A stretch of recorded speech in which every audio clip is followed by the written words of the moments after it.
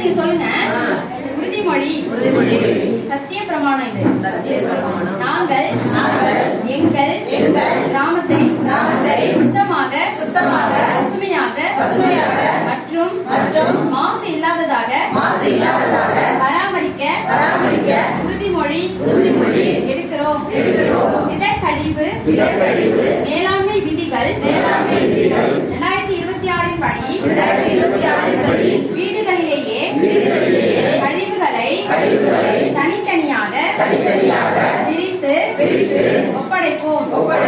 குப்பையின் அளவை குறைத்தல் மறுபயன்பாடு மற்றும் மறுசுழற்சி நடைமுறைகளை பின்பற்றுவோம்.